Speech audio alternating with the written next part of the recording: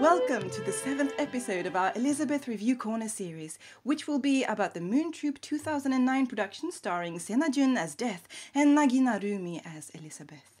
I'm Lela, and with me today are the gorgeous, the incomparable, the fabtastic Anna and Caroline. Hello to you. How are you today? Hello. Hi. I'm good, thank you. Me too.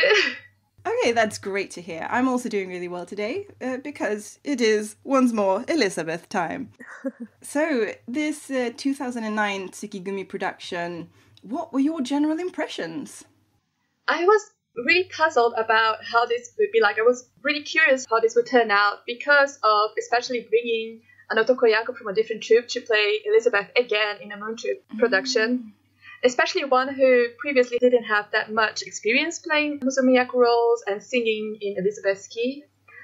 Comparison with Sena Jun, who has a very powerful voice, and just like the whole triple cast for Rudolph was also really interesting to see how that played out.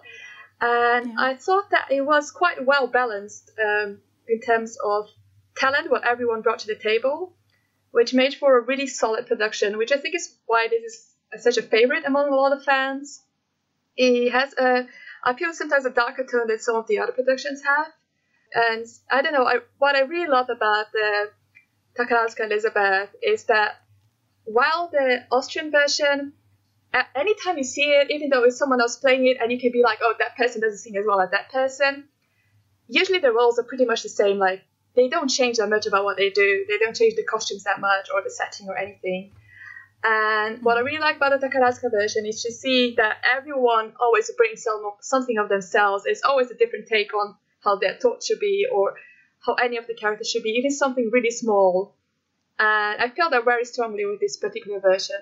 What did you think the reaction was? Or I don't know if you know this, but just a question. Since they were taking otokoyaku to play Elizabeth, how was the reaction among the fans? Well, I wasn't around as actively back then, so I'm not sure exactly how people reacted at the time, but I imagine people were surprised and possibly a little bit concerned. I mean, I would be if I had heard the news at them, because Elizabeth is a really difficult role. The songs are really hard, especially in the Takarazuka version, where the key is higher than the original to do the whole, like, otokoyaku have to sound deeper. And as I said before, Nagina Rumi is not someone who has been known for having a particularly strong voice, especially in this kind of key. And she had never played with Sena Jun before, so I imagine that people might have been a bit concerned how like the chemistry would play out and how they would play off each other, and also how the vocals would be. Oh, thank you. Anna, what did you think about this production? Well, I can only agree with everything that Carol said. And this was actually the first Elizabeth that I watched and that made me fall in love with the show. I just thought it all was amazing. And now looking back at it, I feel like it's a really refreshing show. Like, it's nice to see like a young otokoyaku as Elizabeth.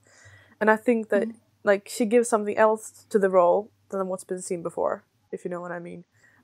And it definitely makes a big difference to see otokoyakus as opposed to musumiyakus in the role of Elizabeth. And it's different from seeing Sena Jun as well, because she's older and has another, I don't know, presence and, I don't know, dignity in her. I don't know. She's Nagina Rumi feels very innocent and young, and yeah, I enjoyed that aspect of the show a lot. That it feels fresh in some way.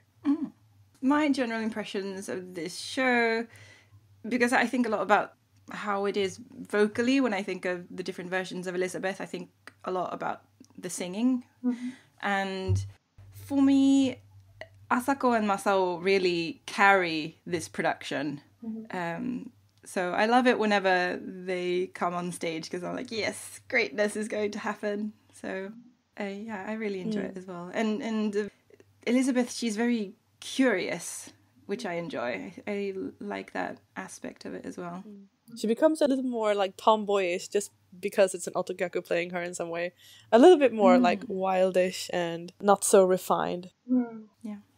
Okay, let's talk about Death, which is Sena Jun, also known as Asako. And I actually want to know, Anna's theory about death because I heard that she had a theory and I'm very intrigued. So, Well, actually, I rewatched the show for this particular episode, and I hadn't thought about this before, but I had like a revelation in like how Asako plays Tot and how I see it, how I interpret her interpretation of the role. And I feel that from the beginning, she's like this bored, almost apathetic with her work, or as you would say, with like as death, just sitting there and having done it for thousands of years, or like, I don't know, since the beginning of time, I don't know. But she's kind of bored and just apathetic.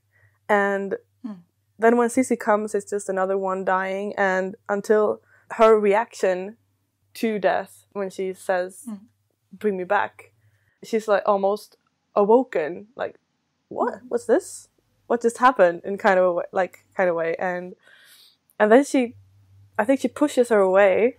She pushes Elizabeth away, and then Elizabeth turns and looks at Death, and Death turns away, and she has this expression on her face, like, what just happened? And it's like she's awoken from this, I don't know, dreary dullness she was in before, and it's almost like the first time she feels something like at all.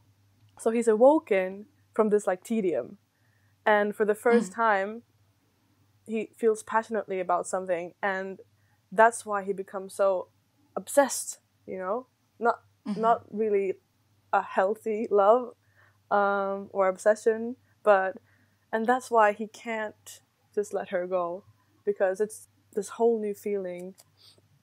And for me, that, I don't know, it fits so well with everything, because I always feel that there are some lines that Death sings that don't really make sense with the character, but in this version I feel like everything makes sense.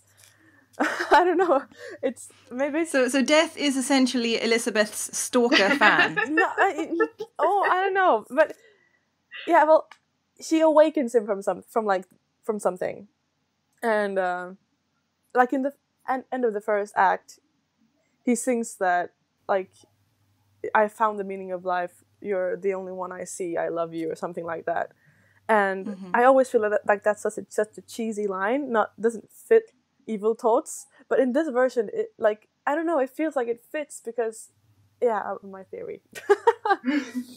So yeah, that's the way, and I feel it. And also, I rarely get these clear interpretations of roles. I just know if I enjoy it or not. But this time, I just like it hit me. I was like, oh my god! So I felt like I had to share that with you. If you watch it again, think about it that way. If you like hadn't already, I'm sure I'm not the only one. But no, I'm actually with you on the reaction when Death falls in love with Elizabeth, because it doesn't happen when Elizabeth says "Watashi o kaeshite," like return me, but it happens when Death has shoved her away, and then she turns, like, and she's on the ground, and she turns around, and he just goes like, it's like first it's like, what is this, and then it's like it takes a moment for him to just, and then you can also see like the change in the depth of Death's expression. Like before Aitoshi no Rondo, it's been this like mask of boredom, and I've heard other people say that they think Asako looks bored as Toto, and they don't like that. But I feel like it fits with this kind of interpretation of the role. And after she starts singing Aitoshi no Rondo, you see the change. She actually gets animated. Her face gets animated. And yeah, I feel like it's a big difference. Yeah. So before Death is sitting on his nice little throne, just really bored, being like, ugh, when am I going to get a holiday? What is this? More just like apathetic, you know. Never felt anything before, maybe. And then, bam, something happens, and it becomes like the most important thing. Something like that. So to all the fans out there, the feeling you had when you first saw your lady, That's it. That's the moment that Death had. That is a very good comparison. And then also, like, an important thing is that after Aichi no Rondo, or like in the middle of it, he returns to this mask of boredom. So it's not really changed as a person or as a, I don't know, an entity, what you would call him. But he still has this like strong obsession with Elizabeth, but he still like returns to being cold, relentless death, you know? So it's not like he falls head over heels and just, you know. Yeah, because he has to wait quite a while. Yeah, and just, I'll do anything to get you. Kind of thing. Look at all my fancy outfits. Yeah, and that's also one thing, actually. I think that Toto in this version, her outfits, or his outfits, are not as fancy as in many others. Like, they're not as over the top. But I think they look really nice, though. Yeah, they look really nice, but they're not over the top and, like, glitter everywhere. And they just, like, they look pretty normal, but with, like, I don't know, some shininess or something to it. But... It's not like the over the top velvety things, you know? And I like it. It looks good. Sena Jun in general in this production looks fantastic. Yeah. Sena Jun in general looks fantastic. Yeah. I'll just true. throw it in there that I might be biased as well because I love Sena Jun and everything she does. And I love her voice and I love the way she looks and I love everything. So yeah. Caroline, what do you think? Well, for starters, when Anna said that people comment that Sena Jun's Death Thought looks bored all the time and they don't like it, I'm one of those people who took a really long time to figure out what her thought was about, what she was trying to do, and I think part of it is... No, I think part of it is that a lot of her acting is very subtle. She does a lot with her face, and not as much in terms of like big gestures, like some of the previous films have done. And that looks really good on DVD because you get the nice close-ups, you know? Yeah. But I remember the first time I was watching it and I was thinking, boy, did the people like in Biseki back in the second floor, did they actually get all of these? Or how, I kept imagining how it must have been to be in the theater and see her perform like this and what the impression, but how the impression must have been different than watching her on DVD. That's also like something I think you have to remember watching something on DVD is that, for one, it's just one performance of like 2-month run. So it can change and it can be really different from day to day. And also that the people watching it at in the theater, they did not see it as you see it. It's a completely different experience. And also that it's filmed like halfway to the Takarazuka run. And a lot changes between that and like by the time they get to Tokyo and do the whole Tokyo run as well. Yeah. So basically, if you weren't there, you're fucked. No, but like that might be a reason why people's opinions differ so much. If someone has seen it on DVD and someone has seen it live, it can be completely different like views. That being said, I read a lot of interviews she has done about Death Thought, both during and after Takarazuka.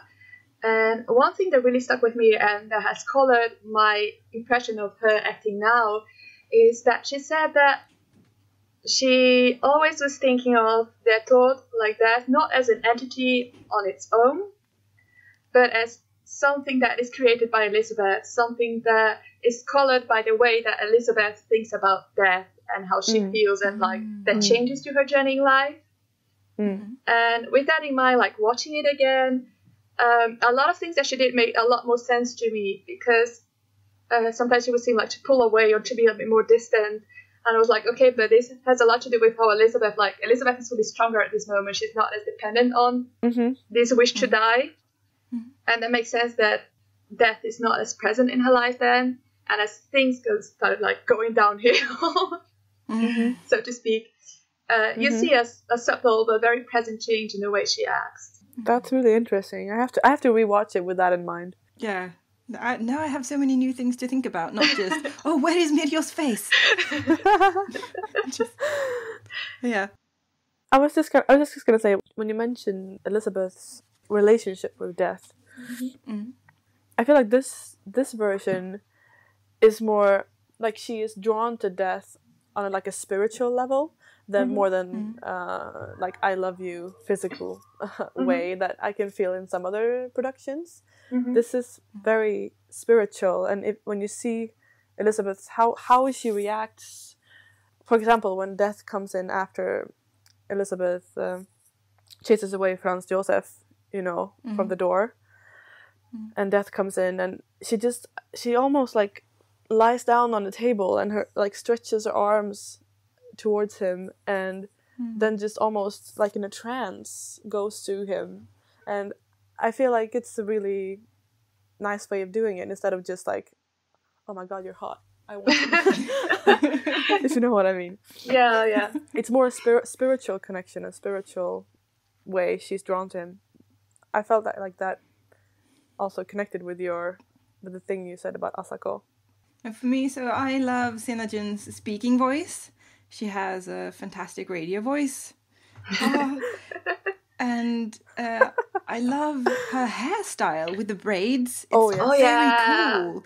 And they haven't done that for any other death. It's just her. And it's and in the Shinko, Mirio doesn't have those braids either. So I'm thinking like, did they do it just for Sena Jun because she wanted it, or I'm guessing like, so. What is the thinking there? Because I would have liked to see Mirio in those too, but never mind.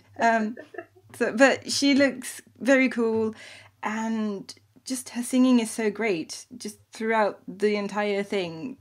Yeah, it's fantastic. Yeah. And in the beginning, her bird outfit is splendid, with the wing and everything. Yeah, it looks fantastic. It's so great. And then she also looks a bit like a burb in her Saigo no Dansu outfit. And it has like these ropes on it, and the cape is a very slinky fabric, and it's probably my favorite Saigo no Dansu outfit. Yeah, it's not overdone. It just looks really cool. Yeah. And it's not too sparkly, just a little bit shiny, and yeah, that's what I mean. Everything is toned down. It's not so gaudy and flashy. It's just very Asako-tot. Yes. It's stylish. Yeah. I feel also that her death has this kind of softness about him. I'm not quite sure how to express it even, but I feel as though there's some kind of kindness in him. Maybe that's awoken when he meets Elizabeth, but that he has a tendency to like people more than other deaths. I mean, obviously there are people that death despises or is not keen on, but I feel as though, for example, he likes little Rudolph. I feel as though this death is, quite keen on Rudolph, that he thinks that he's a nice person or something, like just that he's quite keen on him. Sorry, I make no sense, but I feel this kind of. It's just interesting that I have the exact opposite experience there. I feel like he doesn't give a crap. He's just like, I'm gonna use you to hurt Elizabeth. I think that there is this set of GIFs on, I think it was Tumblr, showing, that scene when after Elizabeth is thrown out of a room and they're told usually like kind of leans against the door or has a little angst moment. Yeah. And I remember, I forgot who made this comment, but like the one for Sena Jun, because after this is when they're told first meets like baby Rudolph. And because of the way she acted, like she didn't seem too bothered, like at least not for a really long time, whereas some of the others was like, oh my god, it's terrible, it's the end of the world. And Sena Jun just seemed like, rebound with the kid. Isn't that right before Milk? Is it before Milk? Yeah.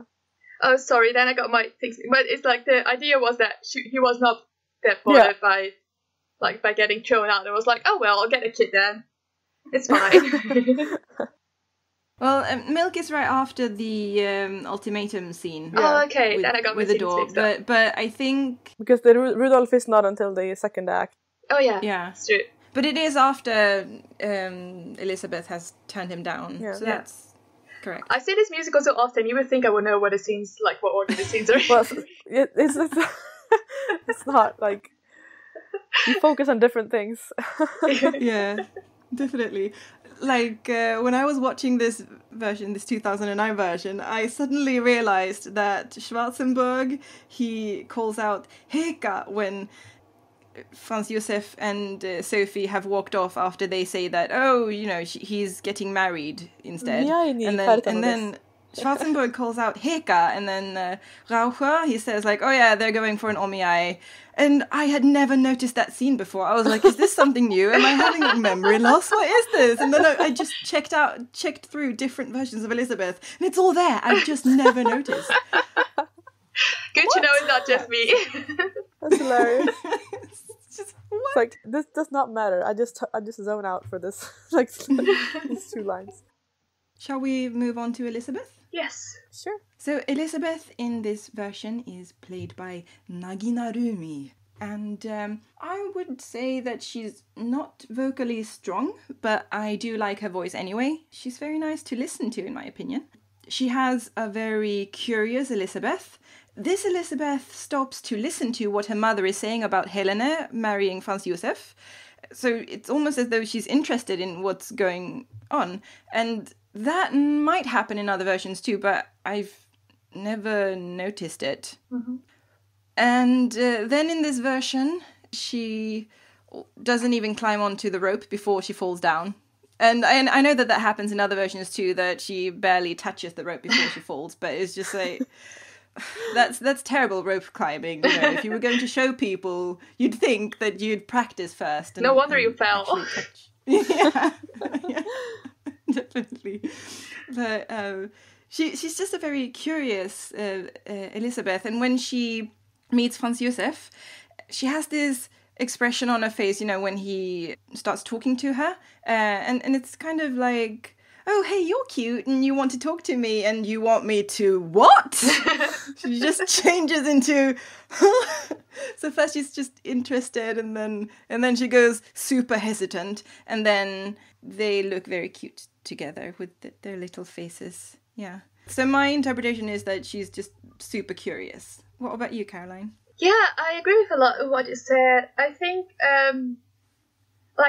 honestly... I'm not a fan of Otokoyaku playing big Musumeyaku roles because I'm one of the people who believes, why do you have Musumeyaku at all if you're going to give all the good roles to Otokoyaku? That being said, I think that Nagina Rumi really rose to the challenge in this one for a really, tough role already in a troupe that she was not familiar with. Having to find a way of giving it her own voice along with all the, the other difficulties of playing this role. And I think she played it really well. I especially really enjoyed her acting points, as you mentioned, this curiosity. I felt that her relationship with Deathholt was really well brought out.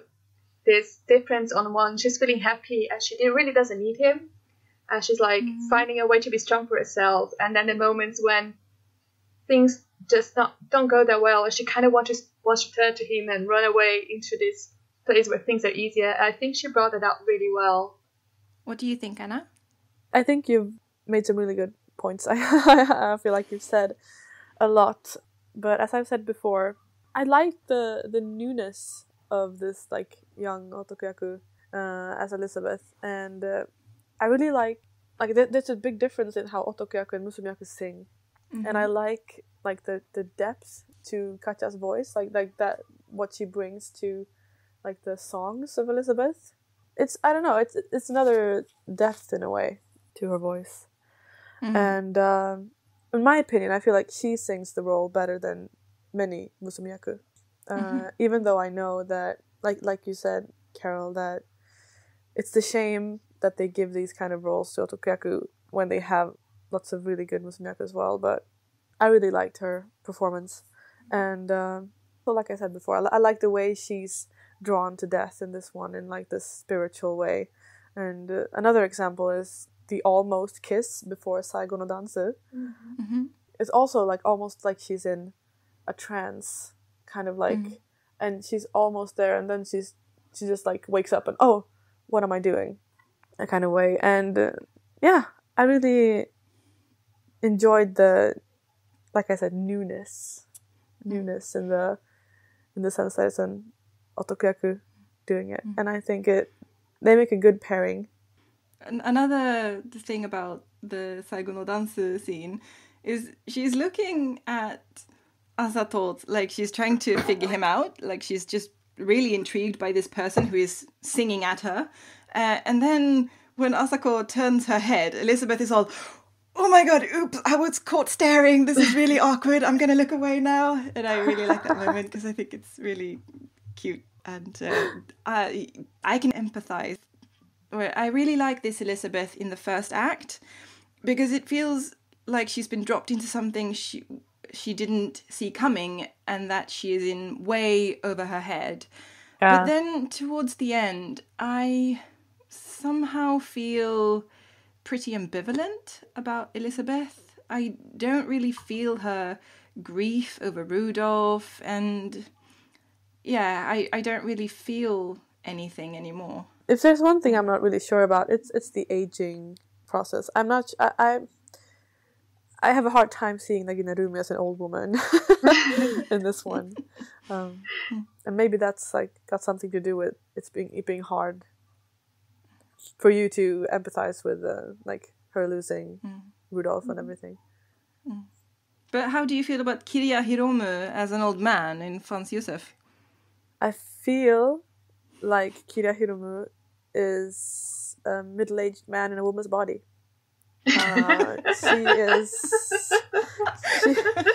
She is amazing at portraying these kind of characters. I feel like she's born to do it.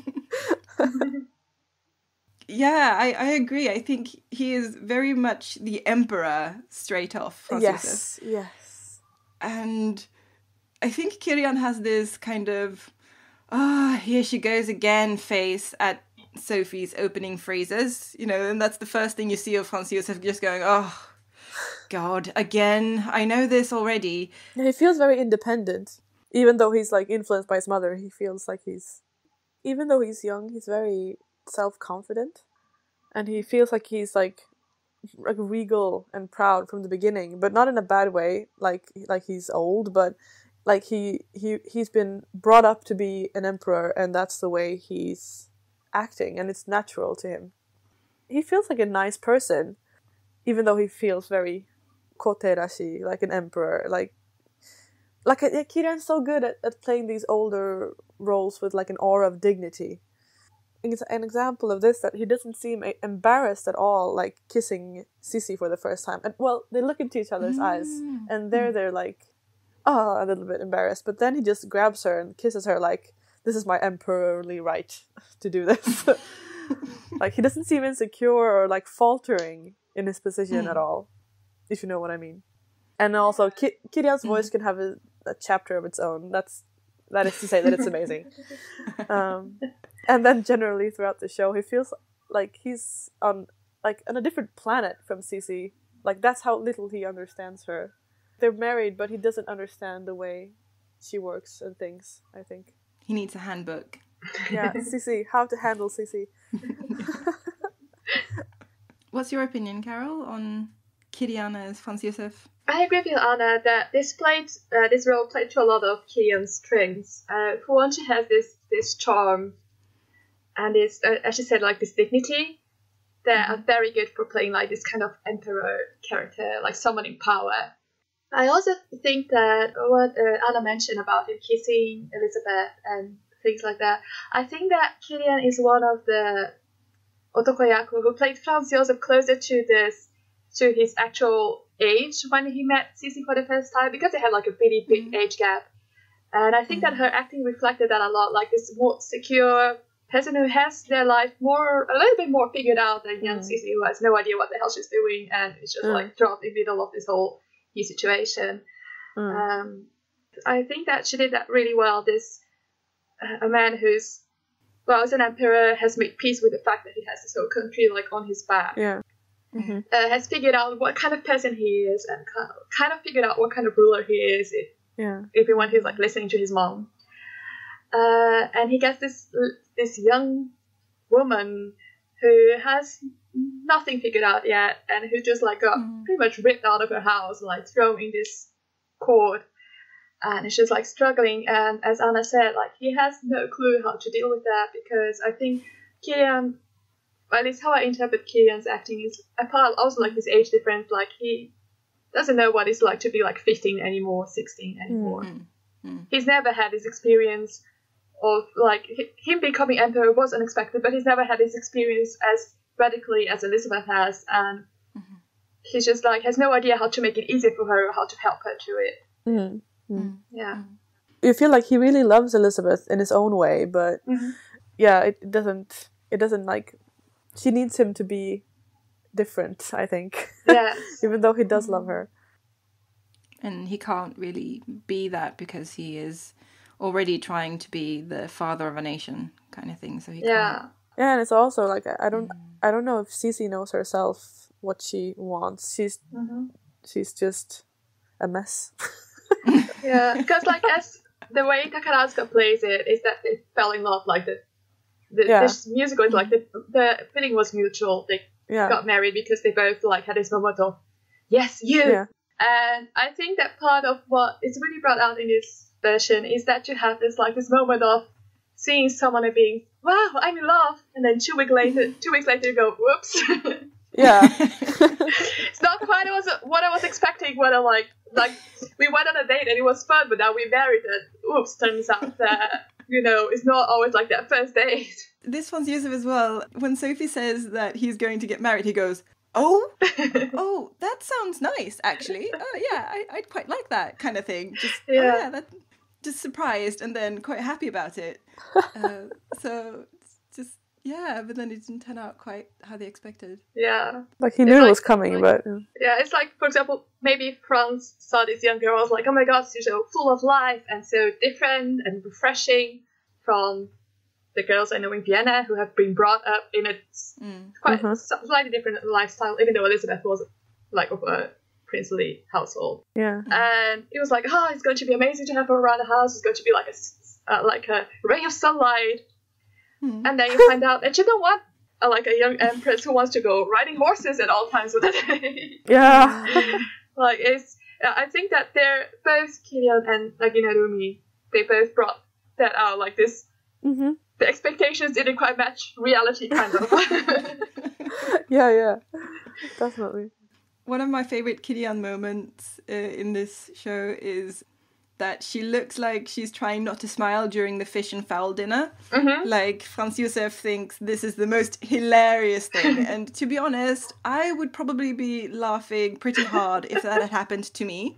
So I totally get that emotion, just looking around and wanting to burst out laughing. It's quite an extreme situation to be put in. Yeah, here's a surprise from your mum. Yeah. Just it's Mom. not every day that your mum orders naked girls as takeout. Another thing about Kilian in this, well, Kilian in anything, I guess, is that she has a very distinctive way of speaking. And ever since I saw her in Scarlet Pimpernel, when she does an older man voice, I think of Percy in Scarlet Pimpernel. Just the... So I don't know if I put like Percy-ish personality traits into Kilian's Franz Josef here, because I'm just imagining Percy, but I really like this Franz Josef. I like as a person, I like him. He's just so clueless. Yeah. He knows a lot of things, but he does not know about loving Elizabeth. Yeah, I think that was one of the things that his mother didn't know either, so she couldn't teach him. Yeah, exactly. All right, next up is Lucchini, played by Ryu Masaki. Anna, what's your opinion on Ryu Masaki in this role? Well, I think this was the first thing I saw Masaki in when I became a fan, and I loved her then. I still enjoy it a lot, but I'm not a big Masaki fan, but she's hilarious. She is really entertaining to watch, and she's really intense, and her facial expressions just crack me up. And she's totally crazy and over the top, as expected of Masaki. But now when I see it, I only see Masaki. Like, I don't see Lucchini. I see Masaki being Masaki, like crazy. Like that, and that's something that I feel with Masaki. I think she looks great. Yeah, she does. But is it me, or is her top dirty? It is a little bit dirty, Yeah, it's isn't it? dirty. Yeah, it's dirty. Yeah. But I It think might it's be supposed to my computer or video quality or something. But yeah, that's what I see. But she is a very impatient Lucchini, and she has this calculating face, and it's like she doesn't notice that she broke the handcuffs until she sees them dangling from her wrist, and she's like, I "Oh my noticed that. god, And I'm her face, free!" Her face dies, and then it's like, whoo. And I also love her face as she walks around stage among the people she has awoken from their death sleep. She's just laughing and stuff. She's really enjoying herself, I think, through the entire show. She just loves being there. And, when you see someone clearly enjoying what they're doing so much, it's hard not to just love it as well. Yeah, I enjoy it a lot. It's just that I have, I don't see a character. I only see Masaki trolling. That's one reason why I have sometimes I don't really enjoy Masaki's interpretations of roles that much, because I don't really see roles. I only see Masaki doing different things. But that's my opinion. What do you think, Carol? Well, this was the second thing I ever saw Masaki in, if I'm not mistaken. And the first thing was Hamlet. Mm-hmm. For people who are not familiar with Hamlet, it is a very interesting take on the Shakespeare show. I haven't seen it. Completely nothing to do with the original. Except for, there's a Denmark and he's a prince. I think that the poster almost delivers that already. That it's not really a so it was from this really Hamlet is not a happy show, but Masaki was fairly bubbly through a lot of it. There's a lot of energy in her acting, and her hair was weird, her costume was weird, and then you go from that to this. And I gotta say, Lucchini is one of my probably my favorite character in the entire show. And I'm always really curious on how people will do this, because you have a lot of liberty as Lucchini. There's a lot of, as Lela said, wandering around. And you don't really have lines or don't really have directions to do. You're just, in the scene, and you have to, figure out what to do with yourself. And one thing that she did really well was the magnetism, that she managed to make people, watch her when she was in the scene, even when she was not doing anything particularly related to the plot that was going on. She was always Lucchini, or at least her interpretation of Lucchini. It was always there. It was not a moment where you saw her turn it off, oh, okay, I'm not important in this scene, I'm just going to chill here in the back and not do anything. She was always making the faces and doing the weird stuff. I think she's really comfortable with just being there on stage. Yeah. And In general, not really nervous, about ad lib or about things. She feels really comfortable. Yeah, I think I made her Lucchini very powerful. And also, something that I always enjoy is when they put Otokoyaku, who's off-stage face, really has nothing to do with the Lucchini type. So she's more the fairy type, as people call it, a bit more not really baby face, but not the super cute. hot Cute. Otokoyaku. She's the cute Otokoyaku. And I thought that she managed to bridge that gap really well, to overcome her natural cuteness and just go full into Lucchini mode, which I really appreciated. No, I really like her facial expressions throughout this show. She has this moment when she kind of lolls at Sophie when Sophie tells the advisors that Franz Josef doesn't have to decide anything if he doesn't want. And Masao makes this kind of gesture as, wow, Kitty's got claws, and it's just great. Yeah. So in general, just keep an eye out for Masao's facial expressions. They are a treat. As always.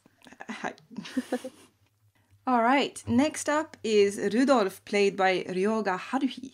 I don't have that much to say about Rudolf, but Ryoga Haruhi was one of 3 people doing it, playing Rudolf, and I just feel like this Rudolf is very weak and nice, and I don't know. I wouldn't follow him into an uprising.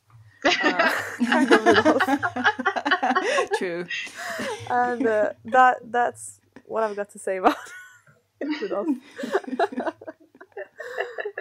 Well, the other Rudolphs were Aoki Izumi and Asumirio. So There are some clips of Mirio being grown-up Rudolph on the internet. Find them and send them to me, please. But anyway, Ryoga Haruhi, I think she makes a very believable young man. But when Rudolph meets Death again as an adult, he looks surprised, but he doesn't really look scared. It's just, oh, it's you. That's kind of unexpected. And then in the Yami ga Hirogaru song, Haruhi, she looks taller than Asako. So when they do parts of the choreography where Asako is behind Haruhi, she either has to crouch down or Asako's face gets covered by the shoulders of her uniform. And I love it. It's kind of hilarious. It's not the first time. It makes me imagine what it would have been like to have Toki Irisu as Rudolph. It would have been so great in just like a really short death. Like Mirio as Death amazing. and Toki Irisu as Rudolph. Oh yeah. Yes, it would have been so hilarious. Yeah. Anyway, as I said before, I think Asatoto looks like she's into the whole Rudolph thing. When Rudolph has shot himself and Death is about to kiss him, Asako looks into the camera as if to say, "You're going to watch, are you voyeur?" And then just looks generally pleased to have got Rudolph. I don't know. Do you guys have any other interpretation of that might be better than mine? I don't know. No, she has a really like cold and I don't know, smug, like almost smuggish face in that scene. I think that Asako's death not necessarily relishes in this victory because Cici wasn't falling for it. But I do think that how can I say that, not necessarily relish in watching Rudolph like go into this whole path of like just losing everything in his life until he had no option left but just like run to death. But that it was kind of an affirmation of something that Asako's death had already known upon meeting her as a child. I thought that might be like the satisfaction that you see. It's just like, this is how I knew things would end, and here we are. I've still got it. Yeah. You're just talking about the scene and Asako, like I feel that Death really enjoys like the dance like that leads up to the suicide, and at some point you see this really cruel smile just for a moment, and then when the moment of death comes, it's just like cold, inescapable death again. And I don't know, I like that change of emotion. I just really like Haruhi's little face after going, "Oh, Mum, you understand what I'm going through, right?" when he's trying to get Elizabeth to help him. And Elizabeth replies with, "Nah, not really." And Haruhi she just looks so lonely. Just, okay, maybe I'm alone in this, but Mum can still help me even if she doesn't understand. And then there is a little double take when Elizabeth says that she won't help. And it's like Rudolph can't believe that she would betray him in his 1 hour of need. And it hurts my little heart. And there is also a Chichai Rudolph, which is played by Hazakura Shizuku. So tiny Rudolph as a boy. Very cute, nice voice. And when we get to the, "Oh, I killed a cat yesterday" line, Asako's reaction is one of, "Well, there you go then." Kind of like, "Well, you clearly have what it takes to do this emperoring thing. No Tomodachi's required." Yes. I had the exact same feeling as you when Asako's reaction. She just backs up and like her arms out and like, whoop, there you go. It's amazing. I think there might also be a moment, like as I interpreted from Asako's acting, when Todd sees something of Elizabeth in Rudolph, that kind of willpower, that willingness to do something, like to prove themselves strong, that ultimately leads to damnation. It's like, oh, this is going to end well for me, kind of like feeling as well. That's deep. Sorry. I overthink the show a lot. It's amazing. I love deep thoughts. Yeah, no, I love it when someone comes out at you with something like that, and then the next time you watch it, you can be like, "Oh my god, it's true. It's really there." And it's just like this, new interpretations. I love it. Like, I overthink the show a lot in all these versions. I'm exactly the same way when it comes to the 2014 version, so there's... Yes. Anyway, Hazakura Shizuku, she also plays Elizabeth in the Shinko. Yes. That is a nice bit of information that I shall leave you with for the moment. And then we get to Shirosaki Ai, who plays Sophie in this production. Yeah. And she is gorgeous. Carol, what do you think?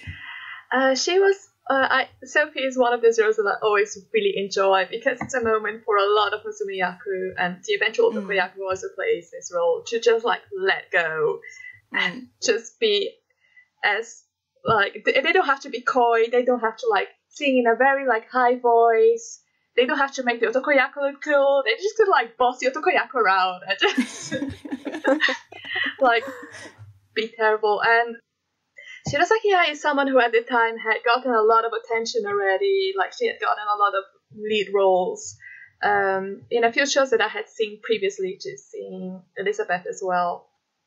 And I was really impressed in the difference in her. Like how can I say this? Like she is a very like beautiful looking young Musume Yaku. Like at the time she was like this really beautiful looking young Musume Yaku. And like when I was reading the cast previously to the show, I was thinking like, can she pull this off? Is this going to be okay? And yes, she could pull it off. I felt that especially in the vocal department, she was really, really strong. And how can I say, like I thought she really put down Sophie in this like very secure person who has like, I have a plan and I know where I'm going with this, and like has no doubts that what she's doing is the right thing to do, and is going to drag Franz Josef down that path, whether he likes it or not, because it's the best thing for him to. Yeah, I feel like she does things not to be cruel, but because she is the one who decides how things go. And when Elizabeth questions that, she becomes irritated, and then she becomes smug when Franz Josef supports her. So, to me, her Sophie is very smug and very irritable. And she also has these amazing facial expressions. There is one incredible one when Elizabeth hands Franz the antler that fell down when they meet to when they meet for the first time, and Sophie's facial expression is one of, how are these people even related to me? They can't behave. It was just so perfect. And then in the scene when Sophie is telling Elizabeth how things are going to be, it feels like she becomes more and more annoyed with Elizabeth as the song goes on. It's just like, why can't this girl get it? And another really good moment is how the advisors react physically to her anger, as though they think she's going to smack them with her hand fan. It's just aggressive Sophie is so good. Yeah. And the final one that I'm going to mention is when Archbishop Cardinal Raucher, when he talks about ordering in ladies of the night, and she has this incredible look on her face as if nothing at all is going her way, and she's even disgusted by the people who are on her side, and she can't deal with this. Just she has this perfect I'm surrounded by idiots like. Yeah, absolutely, it's so good. Yeah, so I really enjoy that. Yeah. What about you, Anna? Well, I feel like you've said everything that can be said about Sophie. I think she's really good. I don't think she's over the top, and I think she's just cool. She's a cool Sophie, and although I'm not wowed by her vocals, it's definitely okay, and and I really enjoyed it. I don't know if I have more to say about that. All right, and then we have Schwarzenberg, played by Seijo Kaito, Maggie. And she is subarashi as always. She's always fantastic. She looks great, she sounds great, she is very emotive, but she has a minor role in this. Anything else to add? I just think we wanted to mention that role because it's Maggie playing it. Yeah. Bump to any Maggie fans out there who didn't know this already.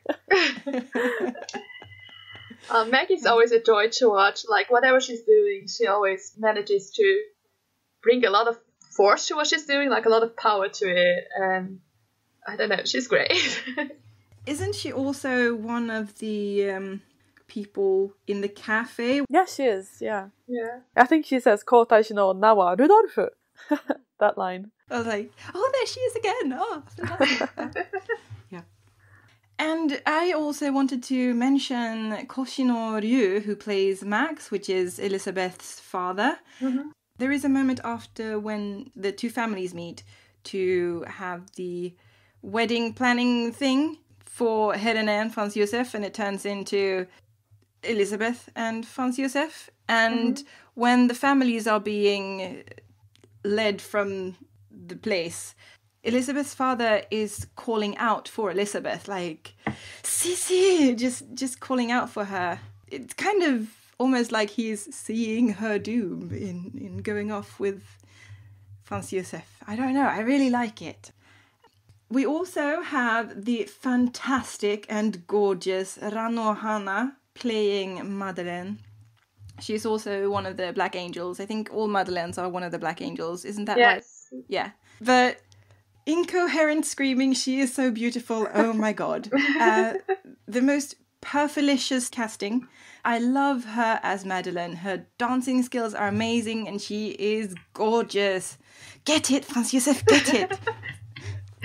So I just really love her as Madeleine. I think that was a great casting decision. I think she's the best Madeleine. She just has this incredible... I mean, she is so beautiful. And yeah, I really liked it. I think she's one of those Madeleines that when they wheel her on stage in like the actor thing, and you look at her and you think, Franz Josef, I don't blame you. Oh, Yeah. poor Madeleine. Destined to never be enough. All right. Next up, we have Stefan, played by Asumi Ryo, and also played by Aoki Izumi, but in the DVD version, it's Asumi Ryo. She is cuteness, and I just treasure seeing her. It's no secret that I am a massive Mirio fan, and she is in this show, but she has a minor role as one of the revolutionaries, Stefan. And so this show sometimes, unfortunately, becomes a game of Mirio spotting for me. You will be treated to golden moments such as Mirio dancing behind Kirian and not showing up on the camera for more than 1 second in the intro. Mirio in a uniform. Mirio telling people to pull themselves together. Mirio crumbling a large piece of paper in one hand. Mirio in a moustache. Yup, she's got a moustache. Yup, I can handle this like an adult. And when they level up to moustache, it's always to a fully formed one. It's never in those awkward in-between stages when they have decided to grow a moustache, but it's still just a sparse patch of hair. They go just full moustache, yep. Thank God for that. Except for Kirian. Kirian has this weird moustache, doesn't she? It's like there's this patch that's missing in the middle. Have you seen it? It's like, No. it's her moustache has got two sides to it. But Yeah. you mentioned it and I laughed. I lolled. I think it's so funny, but she still looks great. But yeah, look out for Kirian's moustache. Anyway, back to Mirio. I do get distracted anytime Mirio is in shot, and I apologize. I feel as though Mirio's 2014 death is a bit like a copy of Asako's death, but with extra layers of creepy added on.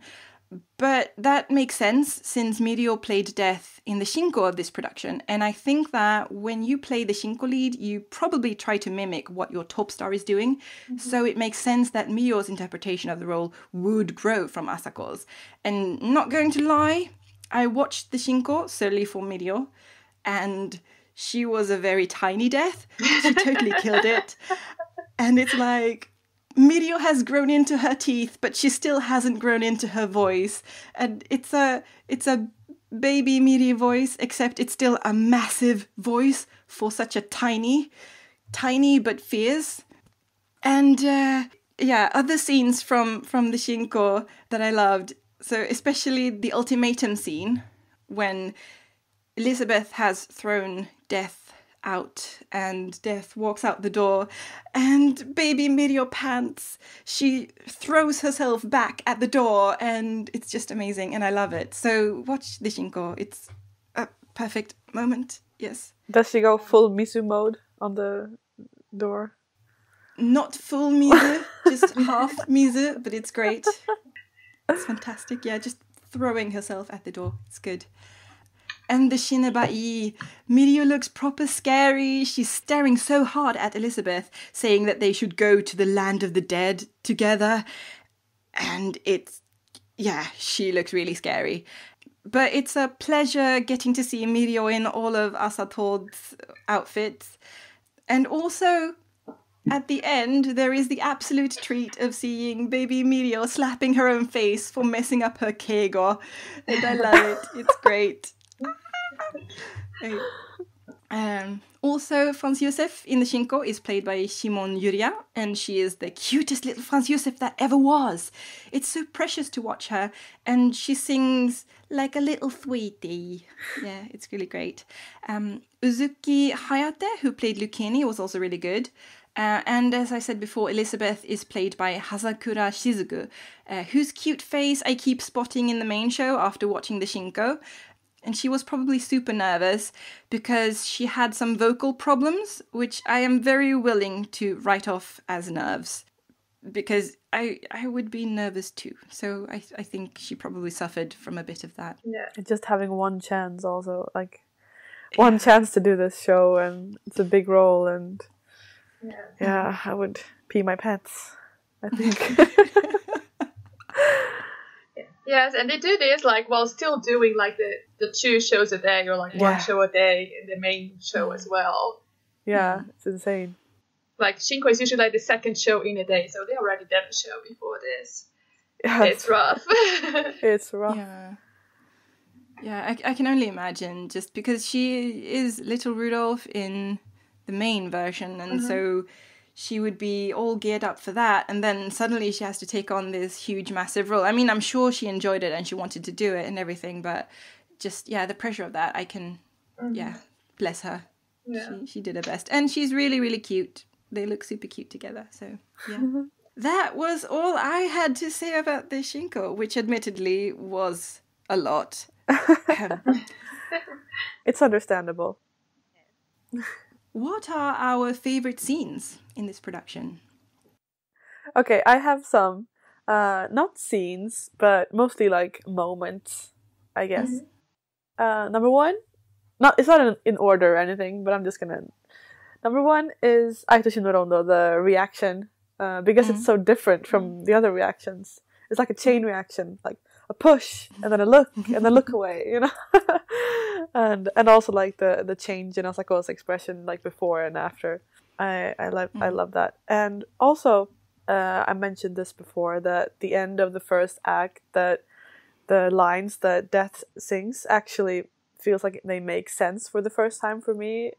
I mean, in other shows it's also supposed to be in love with Elizabeth and yada yada, but here it feels like it's a little bit too cheesy to be said by any other Death, I think. And this one, it really fit, just like if you imagine that Death is being like all like obsessed. I felt like it fit well, and that made me like it even more. And then number 3 is the doctor scene, because this is probably the smexiest of the doctor scenes for me.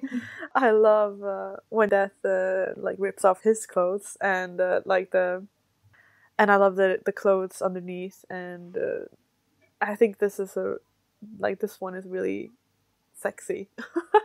Yeah, sometimes they're really bulky, but Asako looks great. Asako looks great, and it's also really intense. Death really like rips it off and just pulls Elizabeth to him, and I don't know, I really like that one. And then the last one is the moment before the milk scene. It's also like when Elizabeth chases Death out and says, "Get out! I don't need you." And Death goes out the door and has this little angsty moment that Carol spoke of before. But it's more like, again, it hits him like, what is this feeling that I'm feeling? Why am I feeling this? And like the facade breaks for a moment, but then he like collects himself again, and he goes, all cold and okay, I'm just gonna make her life hell now before milk there. And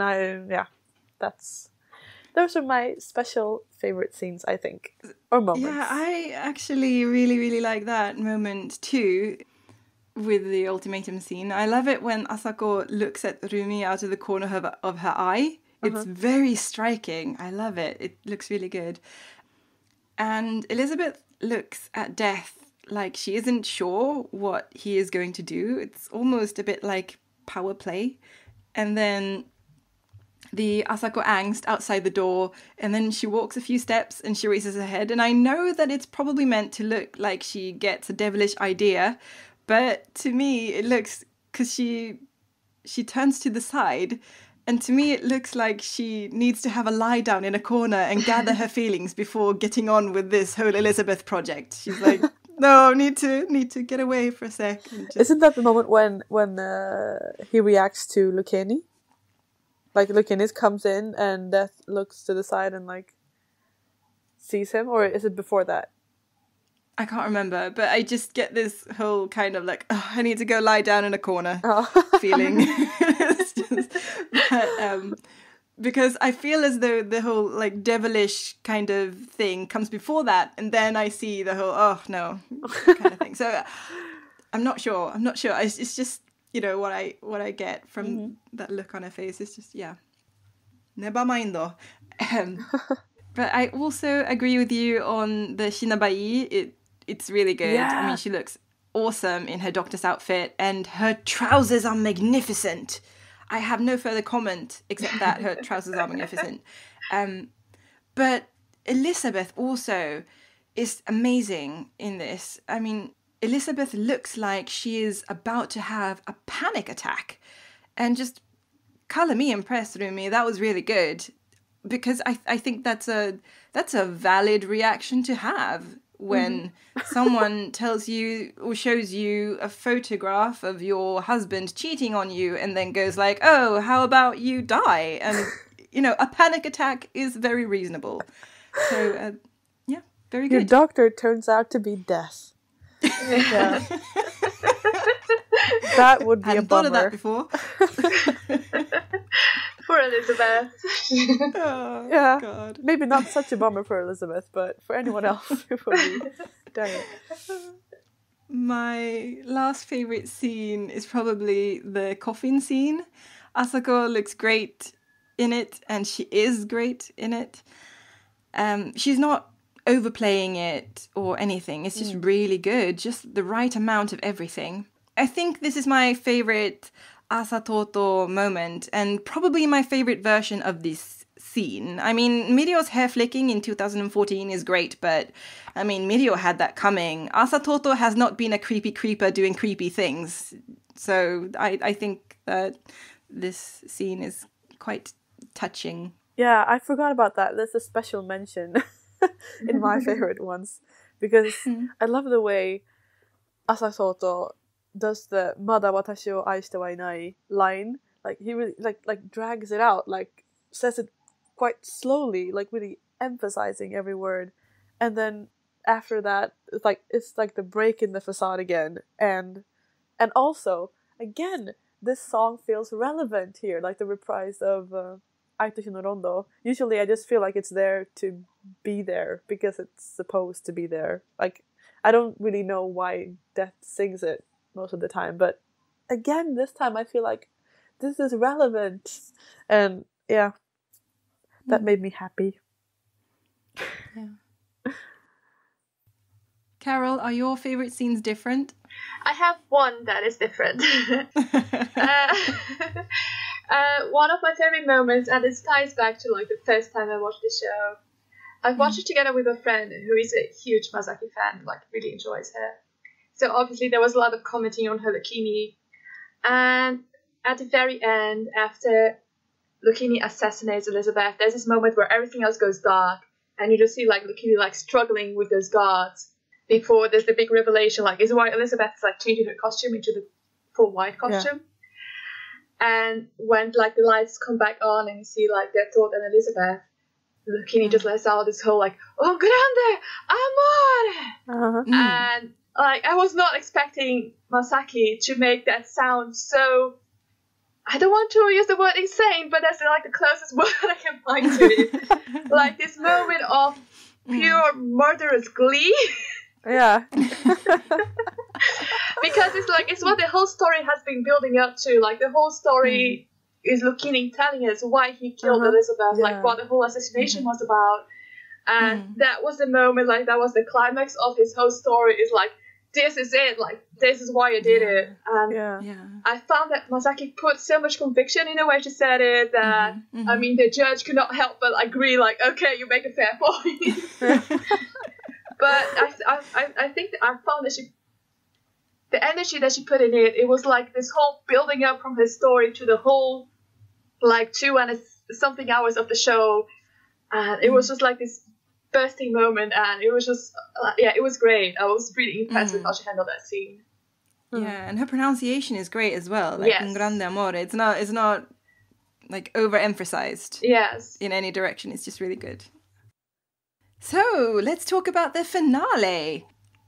If I start off, I love Kirian's outfit. It's blue and gold, sparkly uniform, and she looks amazing. She sounds amazing. This is amazing. Visions of Kirian. It's great.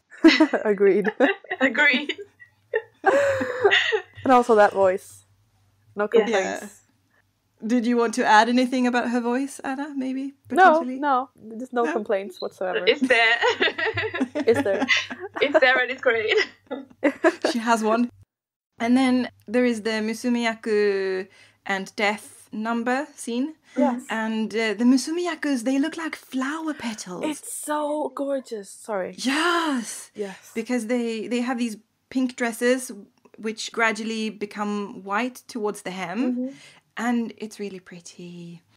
For the Musumiyaku dance, I have to say, like, that scene, the moment, is one of my favorite moments in the finale. Like, that revelation moment, and I love the dresses. Yeah. And this version, I really, really love the dresses and the whole arrangement, and everything's just so pretty. I think all of us have the same so opinions gorgeous. there. Like, the revelation moment, when they open the curtains, and then you see them, like, draped across the stairs. That's just gorgeous. It looks like a flower. Yeah. Yes. And then there is the Otokoyaku dance, and it looks so great. I have a question there.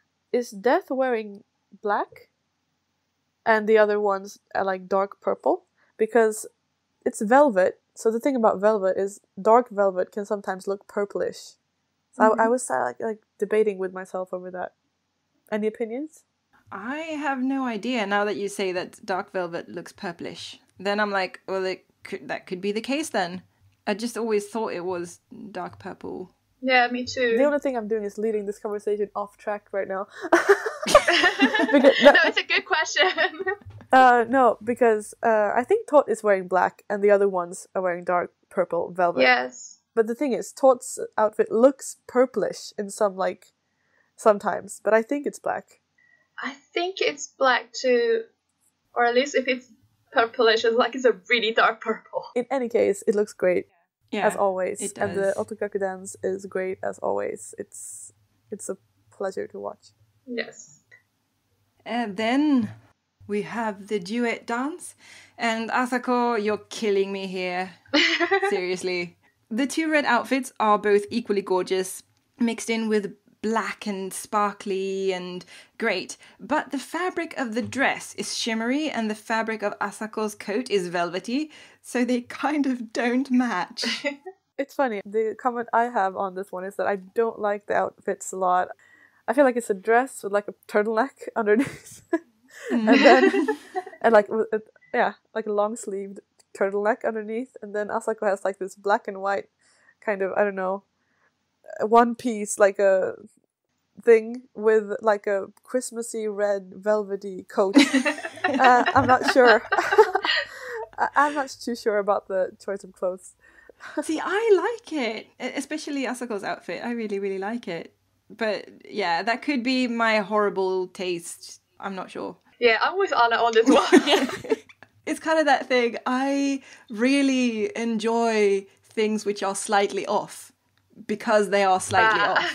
So I can be like, oh my god, this is amazing, because something is not really that great. So I do apologize for my terrible taste in general, which does not reflect at all upon Mirio, because she is perfection, okay?